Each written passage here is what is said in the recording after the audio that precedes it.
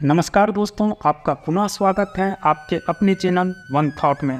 दोस्तों, महाराणा प्रताप की वीरता और शौर्यता की कहानी को कौन जिन्होंने मुगल शासक अकबर का घमंड चकनाचूर कर दिया था। 30 सालों के अथक प्रयास से भी अकबर ने इन्हें बंदी नहीं बना सका। महाराणा प्रताप और मुगल बादशाह अकबर के बीच युद्ध का वर्णन हमारे महान कवि श्याम नारायण पांडे ने अपनी कविता के माध्यम से महाराणा प्रताप की युद्ध कौशलता को बतलाया है। कविता का नाम है राणा की तलवार। शायद आपने यह कविता पहले भी सुन रखी होगी, फिर भी आज हम यह कविता सुनेंगे और फिर इसके बारे में बातें करेंगे। चढ़ चेतक पर तलवार उठा, रखता था भूतल पानी को। राणा प्रताप सिर काट काट, करता था सफल जवानी को। कल कल बहती थी रणगंगा, अरिदल को डूब नहाने को।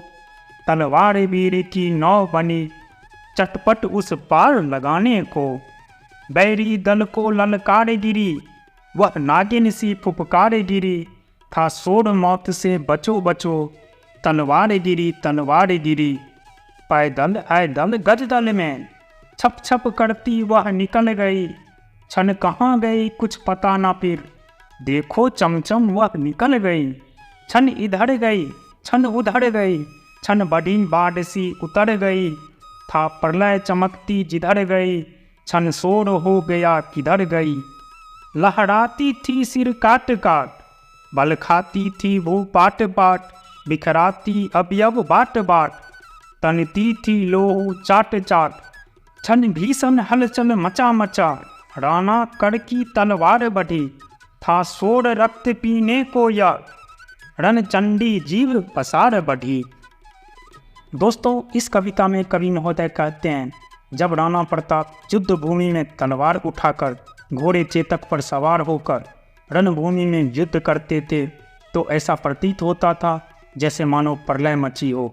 जिस प्रकार पृथ्वी के अंदर के पानी में असीम शक्ति होती है और उसमें हलचल या फिर तूफान आने पर सब कुछ नष्ट हो जाता है, ठीक इसी तरह महाराणा प्रताप अपने अंदर पराक्रम और शौर्य रूपी पानी को धारण किए हुए थे, जिसमें आज मातृभूमि की रक्षा के लिए तूफान आया हुआ था और शत्रुओं का विनाश कर उनके सर को काट काट कर अपनी युवा अवस्था को सफल कर रहे थे।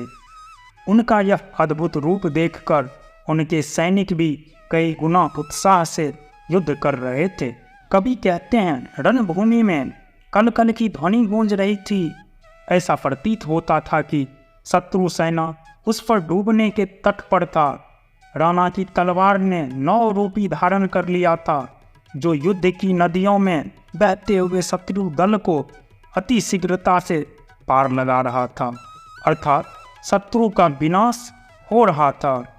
रणभूमि में हाहाकार मचा हुआ था। राणा की तलवार जिधर से निकलती थी वहाँ प्रलय ही प्रलय नजर आती थी। पल भर में शोर उठता था, तलवार कहाँ है, तलवार कहाँ है। पर राणा की तलवार रुकने वाली कहाँ थी। शत्रुओं के सिर को काट काट कर रणभूमि की प्यास बुझा रही थी। शत्रुओं के सिरों का टीला लगा दिया था।